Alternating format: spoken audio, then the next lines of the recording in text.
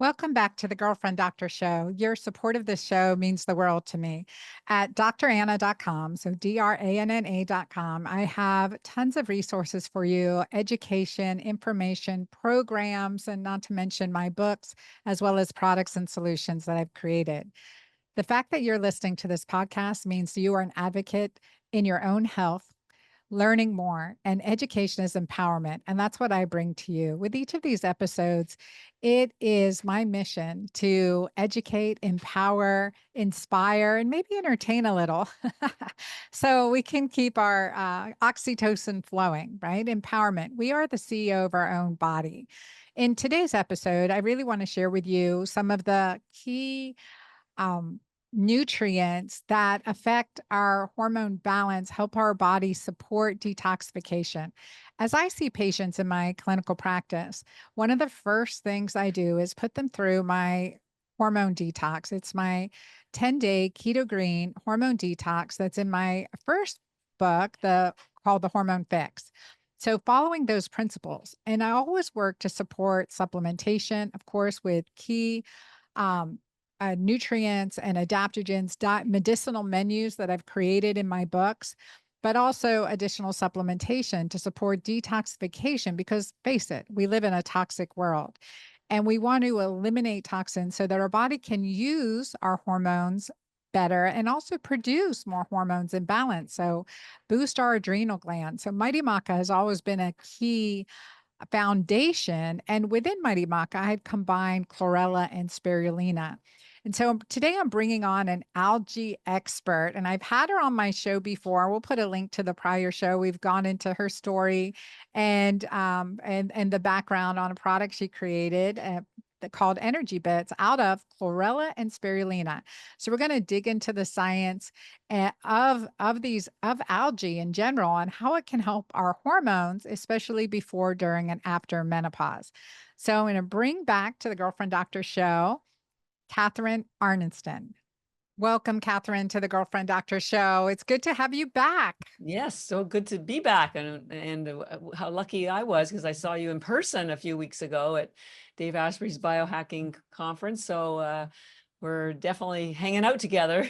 I know, doing a lot of good stuff. So, and appreciate all the work you've been doing. Also, in just like bringing up this microcosm, like pond scum issue, right? It's like, what is algae? I Oh, mean, it's like oh, pond scum, but it's like uh, vital to vital to life. It's vital to yeah. life. So, one of the things that, you shared with us during our podcast that we did, October 2022, we recorded that in October 2022. We talked about, how you really started diving deep into pond scum, okay, into algae, into the Earth's really most nutritious substrate. And it was because of your sister's journey with Breast breast cancer. cancer. So I want to follow Yeah. up with you and see how she's doing. Oh yes, she completely healed. That was 15 years ago, and I'm going to see her, in fact, tomorrow. She still is in Canada. I'm Canadian. I live in Boston, but we have a girls' trip. I have two sisters. We do something together every year, mostly to celebrate her complete recovery from breast cancer, because it was a devastating, as it always is, diagnosis. But and that's how I got into algae, because her oncologist told her to change her diet to an alkaline diet, didn't tell her what it was or why it was good for her. So I had nothing to do with nutrition. I was an MBA doing international business, but I'm a good researcher and found out an alkaline diet was mostly a plant-based diet because of the phytonutrients that build your immune system. And also Otto Warburg, a German scientist who won a Nobel Prize back in the 30s, won the Nobel Prize for finding that cancer cannot exist in alkaline cells. So they need to be slightly alkaline, which is just over 7. So anyways, that's what got me going. I kept, after helping her, I thought I could help more people. I changed my career, learned about algae being the most nutrient-dense alkaline food in the world, 100,000 studies documenting its health benefits. It's been used safely for 65 years in Asia, where they take it every day, and it's a multi-billion-dollar agricultural crop. Yes, algae is a food. It is not a supplement, and it's certainly not pond scum. It was a gift to us from Mother Nature, first life on Earth, literally 4 billion years ago. It was a cyanobacteria like spirulina. And I tell people there's something spiritual about being the first life on Earth. So I've now started calling spirulina spiritualina. I love And that. I love that. And then yeah, when it comes to like the key aspect, right? When we look at environmental evolution, we talk about the mitochondria, right? yes, What built into the mitochondria.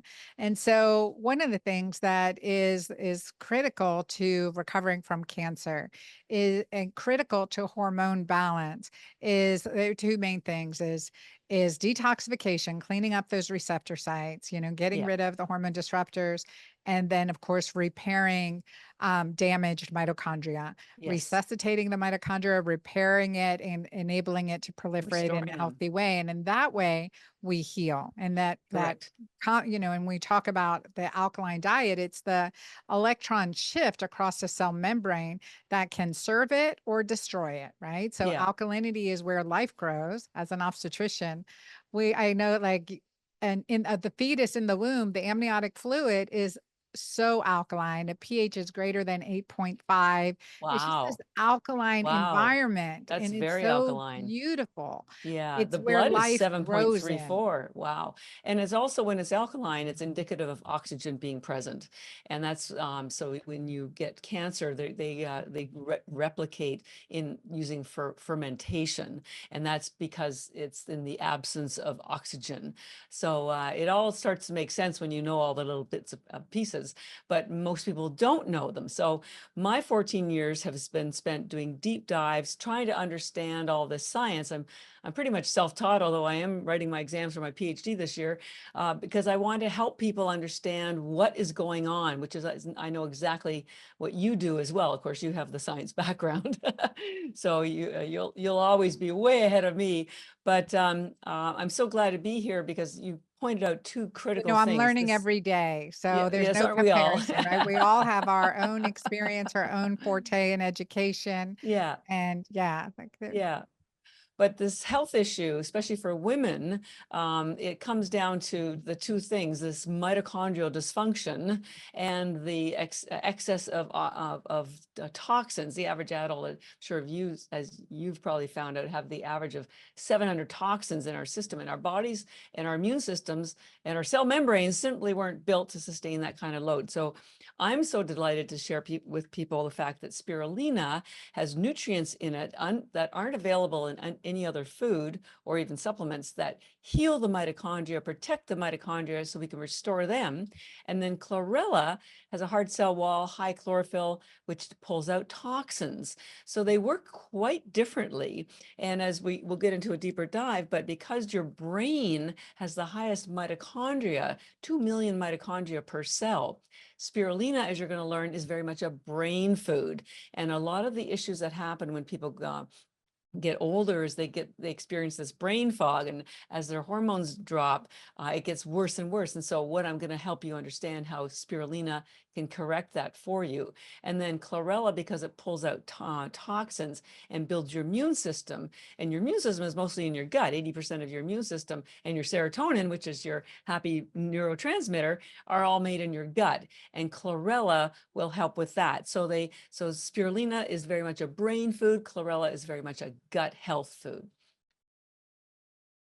yeah, and I think that's a key distinction, right? So um we want to support gut health, we want to support mitochondria, and how like in the work that we're talking about before we started recording, in the research showing how mitochondrial is essential for estrogen utilization, and And how in our production. 30s 40s, I mean, what's happening, like the ovaries are rich in mitochondria. So when we look at ovarian longevity, the ovarian function, the longer amount of time we have healthy ovarian function, it's associated with a marker of longevity. And Yes. this directly relates to the health of our mitochondria within the ovary. So optimizing fertility, optimizing menopause, optimizing longevity, I say ovarian resuscitation is really a critical part of this. And so I wanted you to address like the, empowering mitochondrial function, empowering, especially as it relates to ovarian function. before, during, and after menopause, as well as for fertility. But again, when we talk about mitochondria anywhere, heart, muscle, Yeah. ovaries, adrenal glands, I mean, it's everywhere. Yes, and 90% of inflammation is in the mitochondria, and inflammation is a marker of accelerated aging and indicative of chronic disease. So I tell people the mitochondria are where the rubber hits the road. So we need to understand what they are and how to help them stay healthy or come back. So whatever health condition you have, whether it's good or bad, I tell people it's not permanent, because there's an expression that you never step in the same river twice. Same with your body, because you're constantly growing new cells or they're dying. And so what we're going to help you do is learn how to restore, revive the mitochondria so that they can generate more cellular energy, so that you can have more effective hormonal activity and any kind of activity. So I like to help people understand what exactly the mitochondria are, because it's still a bit of a mystery for many people. So I've come up with this analogy that seems to resonate with people. Think of your body like especially when you're born, like a new building. So your body's like the new building, and in the building you have offices. Well, in our body, those offices are like the cells, because in the offices, this is where the work is done. And in your cells, that is where the work is done. Now, the work can only be done in the offices when you have lights, right? And that's what allows the work to be done. Well, in your cells, the lights are like your mitochondria. Without the mitochondria, the work can't be done. Now, the analogy falls a little bit apart, because in the office building, the electricity is what allows the lights to be done and when work. Now, when the lights go out, maintenance comes and replaces them. Easy peasy, no question. In your body, in the cells where the mitochondria are, not only are they like the light bulbs, they are also the electricity themselves. They generate the power that keeps your lights on. The problem is, as you get older, the lights go out and there's no maintenance people to replace them. So as you get older, and I'll explain why the mitochondria get damaged and die or mutate and the lights go out. As your lights go out, that means there's less work that can be done in your cell, which means you have less cellular energy to do anything. And when I talk about cellular energy, it's not just running to the grocery store or having a great workout. This is what propels everything in your body: your neurotransmitters, your lymphatic system, your hormonal system, your digestion, your heartbeat, your breathing. Everything is propelled by cellular energy. And the mitochondria, are what generate that cellular energy. So I say cellular energy is like money. When you have more money, you can do more things and you can have more choices. Same with cellular energy. When you have more of it, you can do more things and you have more choices. The problem is, after the age of 40, which is when we have all these perimenopausal and then menopausal issues, including decreased estrogen and brain fog and weight gain and difficulty sleeping and hot flashes. After the age of 40, this is when we see all these chronic aging issues kick in. And so I want to help you understand what is happening and why it's happening, at least from my perspective, and why algae can turn the situation around. Okay, so what I want to show you is a bit of a science lesson. Here is your cell. While some of you are listening, we'll talk through this, because I know not all of you are on video. But if you want to come watch this video, this podcast, go to YouTube and search for the Girlfriend Doctor Show, and definitely subscribe to the Girlfriend Doctor Show there. And you can see all the videos of the Girlfriend Doctor Show podcast recorded. Terrific. Well, what I'm showing is a diagram of a cell, and inside the cell is where you find your nucleus. Now you have about, this is where your regular DNA is, and you have like 22,000 of those. And also inside the cell, you have lots of other things, but including the mitochondria, which are these little funny shaped things that look like little peanuts. Now, inside these mitochondria, this is where this cellular energy is created. It's called ATP. But what most people don't even mention is that a byproduct of ATP are free radicals. Now, you probably know that free radicals are basically a molecule with an unpaired electron in the outside. And so Mother Nature likes balance and harmony. when you have an unpaired electron, that molecule will steal another electron from another molecule to balance itself out, which causes tissue damage. And then that molecule is unbalanced, so it steals, and on it goes. However, there's these good guys called antioxidants, and they have extra electrons that they donate to these free radicals to calm them down, balance them out, and basically get rid of the problem. So the problem is inside the mitochondria where all these free radicals are produced, normally you would have antioxidants in there to reduce the free radical damage, because inside the mitochondria is where the mitochondria have their DNA. Yes, the mitochondria have their own DNA. There's only 37 of them compared to the 22,000 regular DNA, but those 37 control virtually everything. They control cellular communication. They control your regular DNA. So when the mitochondria are located, the mitochondrial DNA, because they're located exactly where the free radicals are, which are a byproduct of cellular energy, they get damaged. Their average lifespan is 10 days, whereas your regular mitochondrial DNA lasts your lifetime. So the reason why they're getting damaged is twofold. One, in the process of producing cellular energy, you get a lot of electrons released, and the most are released from processed carbs. And aren't we all eating processed carbs? Sugar, dairy, any kind of processed food release the most free radicals. So these free radicals are hitting your mitochondria DNA and damaging them. And the mitochondria are the only cell in your body with an inner membrane.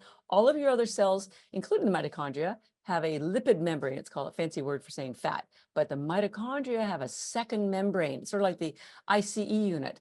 And that inner membrane prevents most antioxidants from getting in there to neutralize those free radicals. So that's why they're getting damaged. The good news is your body, thank God, thanks for Mother Nature, knows about this. And so since the moment you're born, your body creates an antioxidant called superoxide dismutase, which is predominantly used in the mitochondria to neutralize all of those free radicals. So you have it from the moment you're born through your teens and until you're about 30. And then once you hit the age of 30 and then 40, your body stops making this superoxide dismutase. So you're well protected, your free radicals are being released, but you're protected because you've got this superoxide dismutase, also known as SOD. And then when you hit 40, which is just when perimenopause hits, and then 50, this is when you have zero superoxide dismutase being produced. So now your mitochondria DNA that used to be protected are no longer protected, and they are showered with free radicals constantly. The way I describe superoxide dismutase is it's sort of like a big golf umbrella. You know, if you've ever gone out, whether you're on the golf course or not, and a rainstorm hits, if you got one of those big golf umbrellas, you're laughing because you're protected. That's what superoxide dismutase does for your mitochondria DNA. It protects them from the rain of free radicals that are released during this process of cellular energy production. But then when you hit the age of 40, that big golf umbrella, because you have less superoxide dismutase, it's about the size of one of those city umbrellas, a tote umbrella.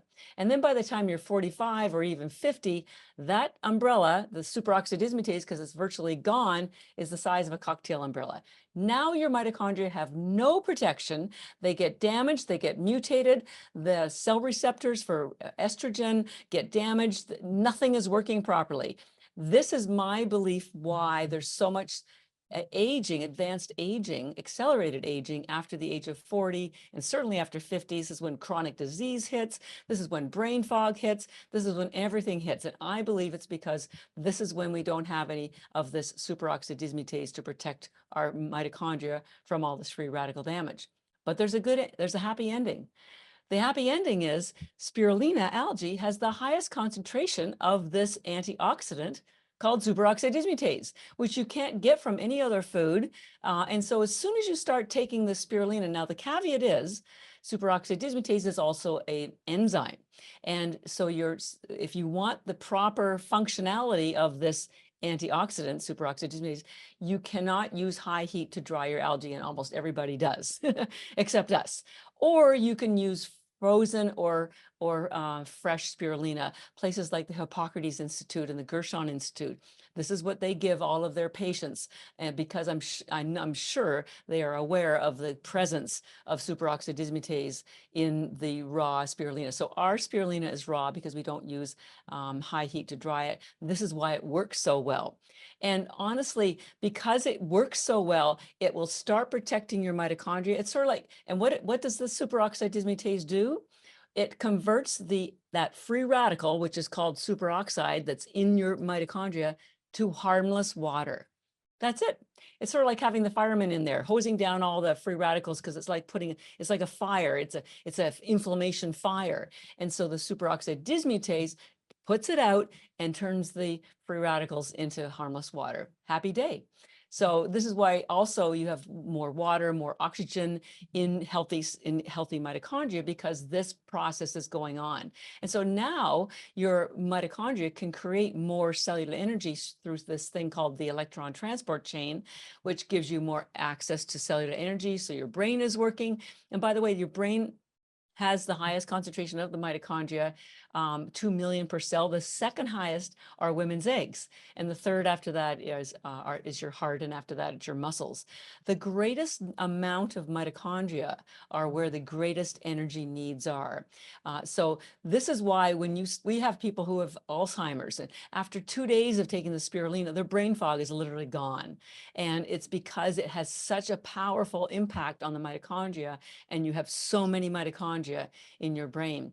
So it's so, I'm so grateful that I have stumbled into this. I did the scientific research, try to figure out why is our algae working better than anybody else's? Because if you get the lower priced algae, yes, you'll get the protein, and yes, you'll get some of the And I nutrients, think but one you of will. the big things about the science is too, before we go on, Yeah. is that, here we look at ages 35, 40, a decrease in ovarian function, a decrease in progesterone production, and the fact that superoxide dismutase stimulates progesterone release.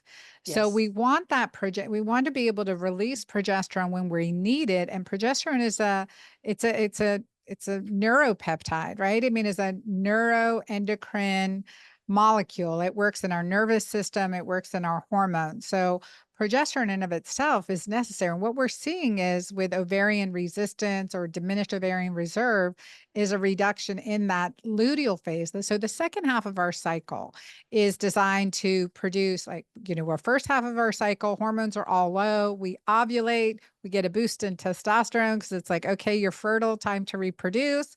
Right. And the corpus luteum is created from the released egg. And that's when the progesterone starts to peak. So the second half of our cycle, the luteal phase, is the progesterone dominant phase. And as we get mitochondrial damage, as there's disruption of ovarian function, spike protein's been a culprit in this. And so we want to support repair, we want to support mitochondrial production, and we want to support natural release of progesterone for as long as possible in our as a woman in our ovarian cycles. And so superoxide dismutase as an important compound is critical.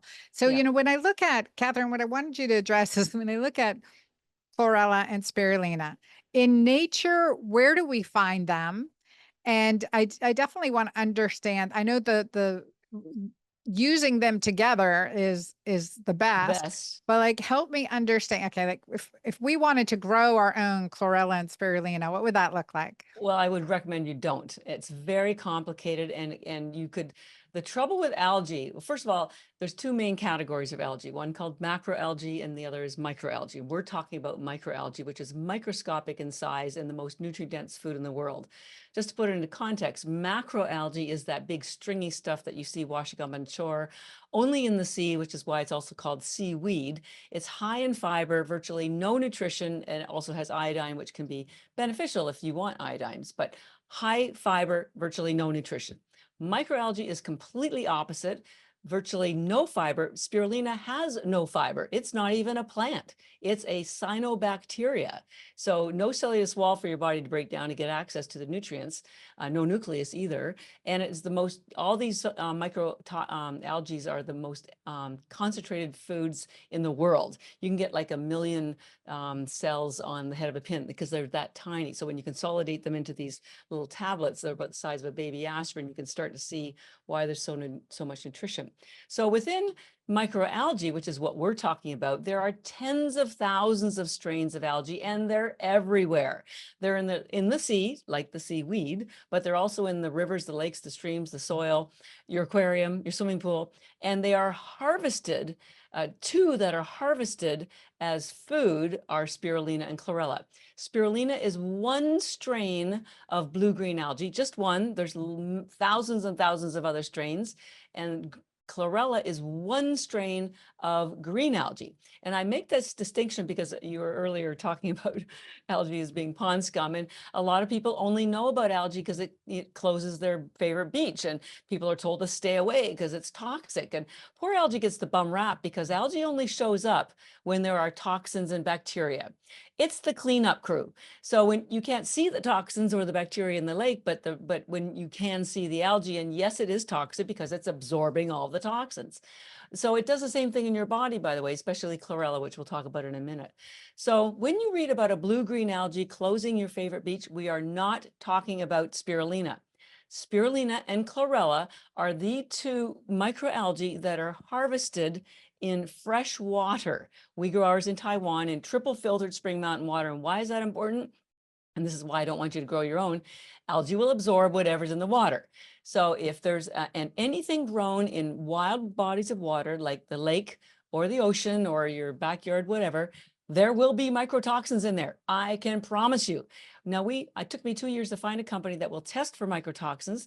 They're in Florida, and they always test for these algae blooms. And we never have microtoxins because we grow ours in triple filtered spring mountain water. No chance of microtoxins. I can't say that about anybody else because there's a lot of algae grown in China, and they're not as meticulous in the way that they grow it.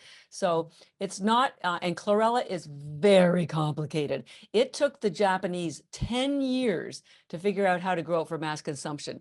You don't just throw, it's not like growing carrots or broccoli. This stuff has to start in a lab, in a small test tube, and then it grows for about a week. Then they put it into a larger one, then a larger one, then a larger one. Then it goes outside into a small pond. And then after 10 days, it goes to a larger pond, then a larger pond. Then you have to shake all the water out. Then you have to go through it. It requires like a $50 million production plant. There are only a handful of companies around the world that make chlorella because it's very complicated. And you run the risk of causing yourself some health issues if you try to grow it yourself, because it's just not possible. There is something I will point out, not for chlorella, but for spirulina, because the United Nations 50 years ago declared spirulina as the answer to world hunger because it has the highest amount of protein in the world. Ours is 64% protein. That's 3 times the amount of protein as steak.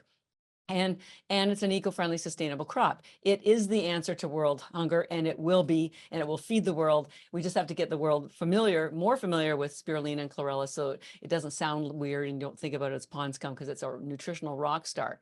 So there's a couple of companies around the world, and they're just experimenting with this. It's not fully, it hasn't taken off, but this is probably where the future lies.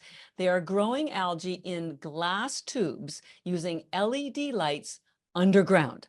There's a company in Iceland, for example, that grows spirulina only for the omega-3.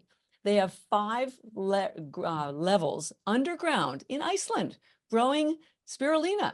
There's a company we're working with that's growing it underground in Spain, and they're growing it for the blue Phycocyanin. So ultimately, this is the future for feeding the world. I'm a bit of a purist. I like to grow my algae outdoors with the sunlight from Mother Nature under very, very careful conditions. And again, as I mentioned, we don't use high heat so that we preserve all the nutrients, including this very important one called superoxide dismutase. And there's another one I'd like to touch on briefly, which is the blue pigment that's in spirulina called phycocyanin. And it's also damaged by high heat, but it's been proven to kill cancer cells. And with the rate of breast cancer going through the roof, of cancer in general, particularly in women, I want to be sure that we get healthy, women back on track and protect them. And you don't, who wants chemotherapy? By the way, the chemotherapy companies already put that blue pigment into their treatments. And I can tell you how, why and how that blue pigment kills cancer cells. But it's Is that also different? Is that blue pigment different than methylene blue? Yes, Using completely methylene different. blue? Yes, this is like, think of methylene blue on steroids when you talk about phycocyanin. It's and phycocyanin doesn't exist anywhere else in nature. Sorry, just dropped something. Well, and I Except think in, it's so important to understand, okay, when we can use nature to serve us, that's what we want to do as much as yeah, possible. Every time I talk to Catherine, I'm like, oh my gosh, I got to go add in that chlorella and spirulina again. So I love her energy bits because they're clean, they're well designed, and you know that like it is the top of the science coming to us. And so that's why yes. I use her product. That's why I wanted to bring her to introduce her science to you too, and the science around it, spirulina and chlorella. It's profound, long tested history in these 7,500 years nutrients. of research. There's 100,000 studies. You can't argue with 100,000 studies. I mean, the research goes back to the late 1800s. It was discovered by a Danish scientist to have the highest protein in them. Then the research moved over to Germany, and Dr. Otto Warburg mostly studied chlorella. And then most of the research moved over to Japan in the 40s and 50s, and that's where the industry really took off. But I do want to show you this one test again. I'm sorry for folks that aren't on a visual. I'll spell this blue phycocyanin for you. It's Phycocyanin. That's the blue pigment in spirulina. Spirulina is known as a blue-green algae because it has two pigments. This blue one called phycocyanin, and the green one is chlorophyll, which I'm sure you're familiar with. But in this test, and I can send you the report for it, they put cancer cells in a petri dish and dyed them purple. And then they added some phycocyanin and then took pictures of it. And within 24 hours, the cancer cells basically disappeared. There's the end picture, virtually And no. what dosage, like with energy bits, for instance, what is the dosage that's recommended? Well, the interesting thing with this test, so I was stunned by when I read these results, and I looked at how much phycocyanin they put into that petri dish, and one of our spirulina algae tablets, ENERGYbits, or also the brand called Beauty Bits, they're both spirulina.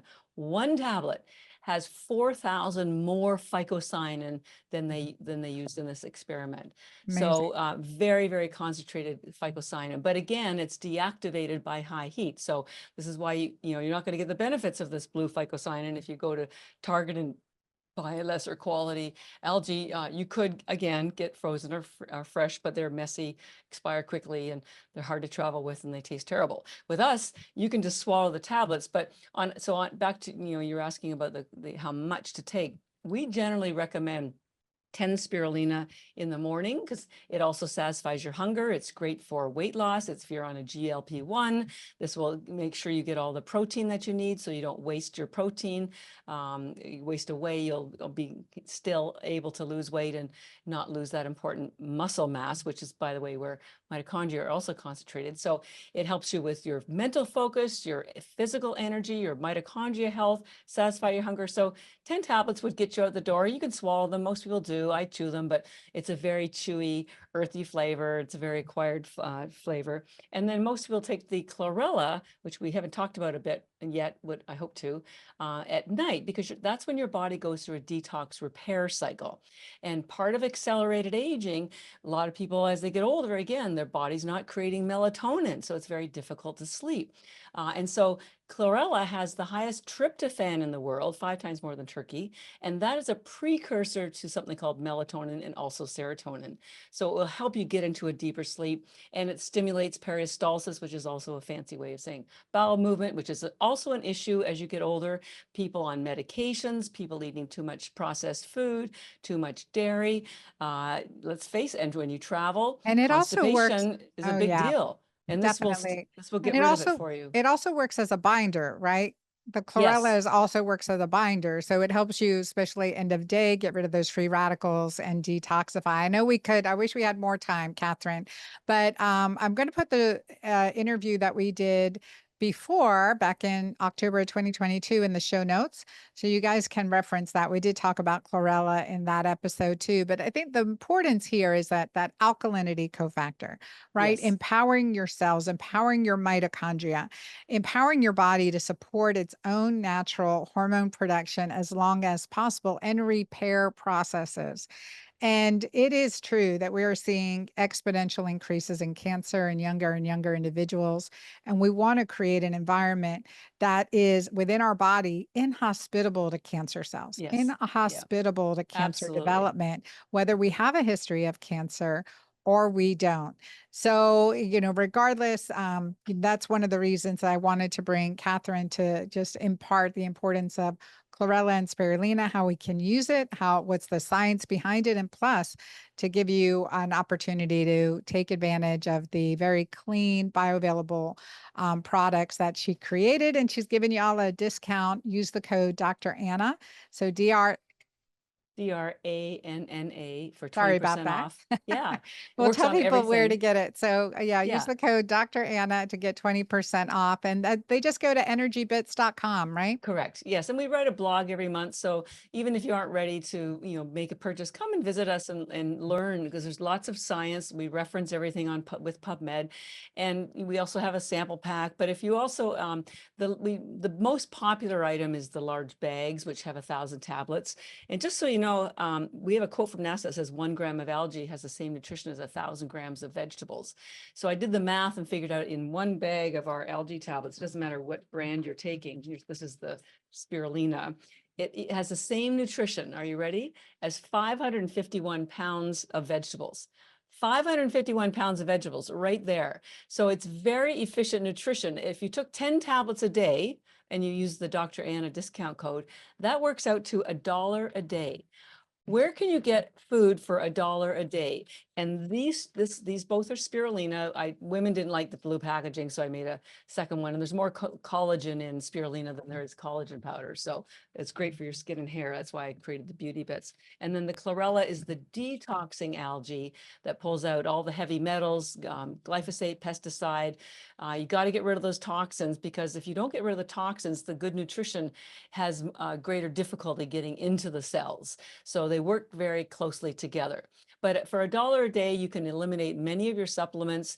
This one, you don't even have to eat vegetables again if you don't like it. And they have 3-year expiry date. But just imagine 551 pounds of vegetables in each one of these bags. So it's very efficient nutrition. I couldn't live without it. You I've are been so taking it. convincing, Catharine. Thank you so much for being here. For our audience, I really want to encourage you guys to check that out, energybits.com. Use the code Dr. Anna. It is a product that I use regularly, especially for detoxing and supporting alkalinity and nutrition, to complement a healthy keto-green diet. So check out the research, look at the science, try it for yourself and let me know how you do. So I don't often bring on very product driven podcasts, but I felt this was really important and it's a good supplement. We're talking alkalinity, ovarian resuscitation, supportive antioxidants, as well as detoxification. So I find this is an important addition, again, as naturally as possible to support our health. And remember, if you have your keto pH urine test strips, test your urine, check your alkalinity and see what's happening. A lot of times people have trouble with increasing the urine pH, above 6 even, or I had a client in my office yesterday. We do urine test strips in the office and her pH was 5. And it's like, okay, that's inflammation that it's going to create muscle damage, bone loss, etc. So get that urine pH alkaline, test, don't guess, and focus on your health. So I appreciate you guys being here. Definitely let me know your feedback. And I love being your girlfriend doctor. A lot more to come this season as we get more into empowering your body, into supporting ovarian function for longevity, even past menopause. I mean, our ovaries are still producing hormone. We know at least past age 65. So we know this through the science as a fact. So, but the longer we can keep ovarian function, in fact, in the New York Times in June, one of the headlines was preserving ovarian function for longevity, question mark. Yes. Yes, it is key. We want to do it naturally through the way nature designed us as much as possible. The toxic burden is real, and I am here to help you continue your journey. So I love being your girlfriend doctor. Thank you so much for being on the show. Till next time. Thanks for watching another episode of the Girlfriend Doctor podcast. Check out all the links below for more.